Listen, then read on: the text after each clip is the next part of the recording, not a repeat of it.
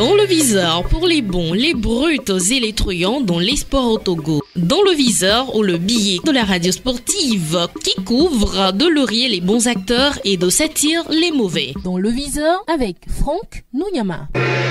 Au moment d'entamer les éliminatoires du Mondial 2026, organisés par le trio États-Unis, Canada, Mexique, une palette de questions se pose autour de la sélection Fanion du Togo. Cette équipe, en manque de performance depuis plusieurs années, s'apprête à affronter une nouvelle page de son histoire, la course à la prochaine messe du football mondial. Sur la route de ces qualifications, les jeunes frères de Cheyi Emmanuel Adebayor vont lutter dans leur volonté, dans leur détermination de s'ouvrir une nouvelle fois les portes du paradis de la plus prestigieuse des rendez-vous du football mondial. Aussi devront-ils faire face dans ces qualifications aux lions de la Teranga du Sénégal, aux léopards de la République démocratique du Congo, aux mourabitounes de la Mauritanie, aux crocodiles du Nil du Soudan, puis au Soudan du Sud. À première vue sur le papier, il sera difficile, voire impossible de voir les éperviers se qualifier dans le groupe B de ces éliminatoires. Les éperviers ont l'étiquette d'une sélection éliminée même avant le coup d'envoi de la compétition au regard des adversaires les plus coriaces que sont le Sénégal, la RD Congo, la Mauritanie et le Soudan, tous qualifiés pour la prochaine CAN en Côte d'Ivoire, au moment où le Togo va suivre cette fête du football continental depuis ses terres. Depuis 7 ans, le Togo du football s'est enfermé dans des contre-performances récurrentes qui interrogent. Claude-Marie François Leroy a été vomi faute de résultats. Paulo Duarte, arrivé depuis un peu plus de 2 ans, n'a pas renversé la tendance. Odio Safianfi sauve Pleazetoya. Aussi, à la veille de ces qualifications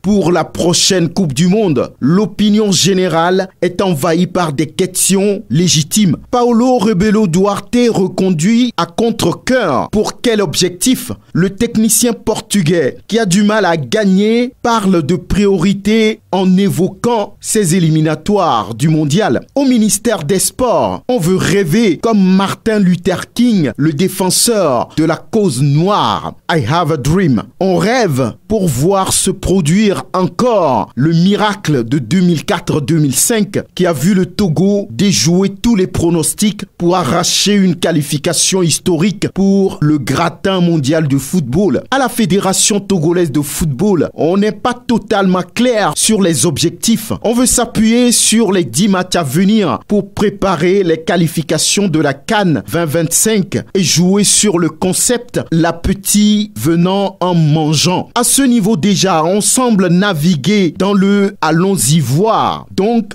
aucune certitude au moment d'aborder la compétition. Au niveau de l'effectif de la sélection nationale, l'on a déjà faussé le pas en ne jouant pas de match test lors de la dernière journée FIFA en octobre. C'est une sélection sans référence, sans assurance, même sans confiance, même si elle a gagné face au Cap-Vert dernièrement. C'est une sélection sans confiance, dit le viseur, qui va commencer la compétition. C'est donc dans l'incertitude que Paulo Duarte et ses hommes partent en lutte pour tenter de faire de leur mieux face au Soudan lors de la première journée de ces qualifications. Des Gaules sans expérience, avec seulement 1 ou 2 matchs en sélection Fanion. Un milieu de terrain sans certitude et des attaquants qui ont du mal à confirmer dans leur performance. Au-delà de ces réalités inhérentes aux résultats du sélectionneur depuis 2 ans et à la qualité de l'effectif de la sélection elle-même, l'autre question qui demeure reste: comment prépare-t-on cette équipe nationale à faire face à ces échéances? Une préparation de quartier, disent certains observateurs. Quand les éperviers peuvent prendre par exemple le bus de tout le monde, ça doit interroger. Quand la sélection nationale s'enferme toujours dans un maillot jaune complet depuis des lustres, tout ça illustre parfaitement que la vision autour de la sélection nationale est au minima. Si les adversaires du Togo dans le groupe B des éliminatoires du Mondial 2026 Suisse peuvent bomber le torse relativement à leur objectif. Le Togo est toujours dans l'incertitude quant à l'attitude à adopter. Si le très haut est sportif, on peut lui faire appel pour peut-être agir. L'Éternel est le berger des éperviers, ils ne manqueront de rien. À très bientôt.